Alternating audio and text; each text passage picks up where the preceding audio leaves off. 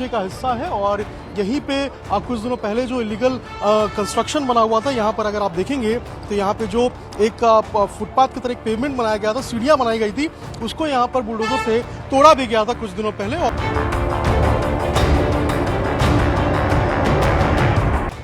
का जो नगर एरिया है वो विनियमितीकरण क्षेत्र रेगुलेटेड एरिया है, तो इसमें अगर आपको कोई नवनिर्माण करना है या किसी भी तरह का आप नया घर बनाते हैं या जो भी निर्माण करते हैं, तो उसके लिए आपको पूर्व से यहाँ से नक्शा स्वीकृत कराना होता है।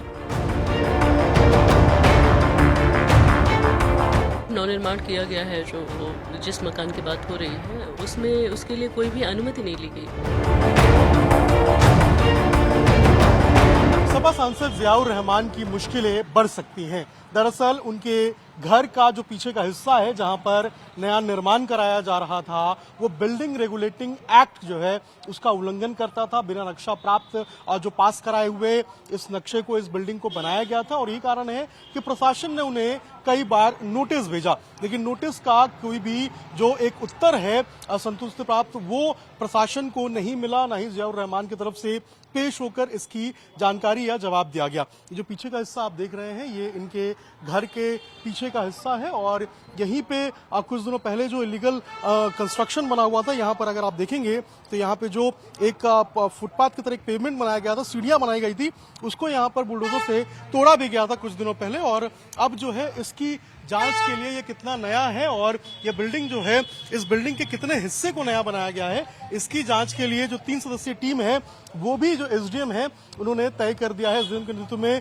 अब इसकी जांच की जा रही है, जिसमें एक्शन, जेई, पीडब्ल्यूडी के अधिकारी हैं वो शामिल हैं और अब वो जांच करेंगे कि आखिर कितने हिस्से में नया मकान बनाया गया है और कितना नया ये मकान है।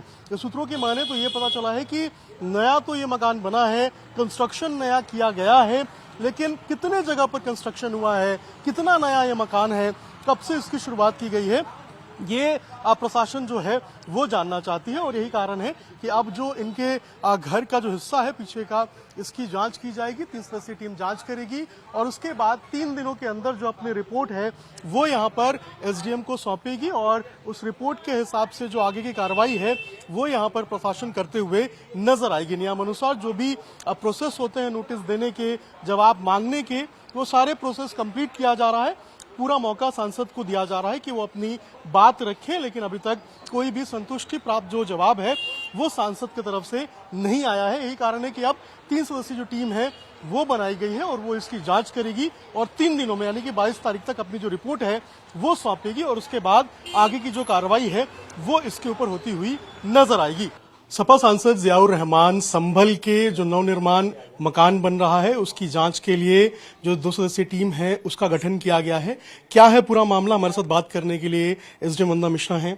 मैम, क्या ये प्रकरण था, कितने दिनों से चल रहा था और अब आगे क्या कार्रवाई हो रही है इस पे?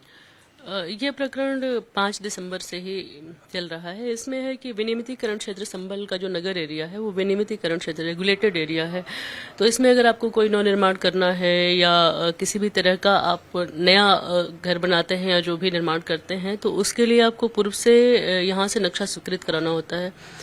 तो वहाँ पर जो आगे की तरफ नवनिर्माण किया गया है जो जिस मकान की बात हो रही है उसमें उसके लिए कोई भी अनुमति नहीं ली गई थी, तो जिस क्रम में नोटिस जारी किया गया था यहाँ से वाद पंजीकृत करके। वो नोटिस जारी करने के बाद पक्ष उपस्थित भी हुए, लेकिन उनके द्वारा अभी तक कोई साक्ष्य नहीं प्रस्तुत किया गया है। उनके द्वारा ये आपत्ति की गई थी कि ये जो है नवनिर्माण नहीं है। दूसरी आपत्ति थी कि यह मकान जो है वो माननीय सांसद जी के नाम पर नहीं है। तो दोनों के पक्ष को देखते हुए, उनका जो दोनों पक्ष था वो देखते हुए हमने रिपोर्ट भी मंगाई कंसर्न विभाग से और वहां से रिपोर्ट आई। उसके बाद फिर उनसे कहा गया कि अब ये रिपोर्ट आई है, नवनिर्माण भी है और नाम भी है माननीय सांसद जी का।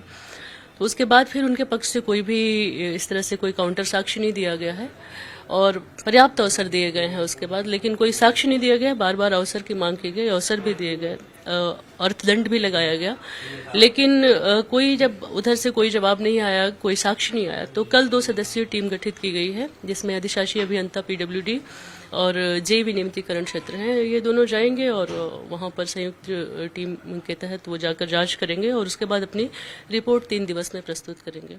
मैम, ये तो पता चल चुका है रिपोर्ट में कि ये नया जो कंस्ट्रक्शन था वो किया गया था, लेकिन अब जो ये 2 सदस्यीय टीम है जो जांच करेगी, ये क्या रिपोर्ट देगी और कितने दिनों में ये रिपोर्ट आएगी? ये रिपोर्ट 3 दिन में आना है, 3 दिवस में, और इन्हें ये जांच करना है कि कितने एरिया में जो नया कंस्ट्रक्शन है वो नया कंस्ट्रक्शन कितना माह 1 साल 2 साल पुराना है, 6 माह पुराना है, कितनी अवधि पुराना है, ये 2 बिंदुओं पे उन्हें जांच करना है। प्रावधान क्या होता है अगर मान लीजिए ये रिपोर्ट में आता है कि वो कंस्ट्रक्शन काफी लेटेस्ट है और जो बातें आप बता रही हैं कि इतने मौके दिए गए और उसके बाद भी जो साक्ष्य है वो असंतुलित रूप से या फिर सेटिस्फैक्ट्री नहीं आया है, तो आगे एक प्रावधान क्या है, क्या हो सकता है इसमें? प्रावधान इसमें जो है वो ध्वस्तीकरण का भी है, लेकिन अब हम रिपोर्ट आने के बाद ही इसमें तय करेंगे कि आगे क्या निर्णय लेना है। अगली डेट कब की है मैम, और उस दिन क्या होगा? अगली डेट जो है इसमें 22 मार्च नियत की गई है। जब ये रिपोर्ट आ जाएगी उसके बाद तय करेंगे कि आगे क्या निर्णय लेना है। बिल्कुल, तो 22 मार्च को अगली डेट है और 22 मार्च को ही ये पता चलेगा कि आखिर जो सांसद का नया घर बन रहा था, पीछे का जो हिस्सा था जहां पर कुछ दिनों पहले जो सीढ़ियां थी उनके ऊपर जो बुलडोजर कार्रवाई है वो भी देखने को मिली थी, उसको भी इंक्रोचमेंट जो था उसको हटाया गया था। 22 मार्च को पता चलेगा कि आखिर इस पे क्या होता है।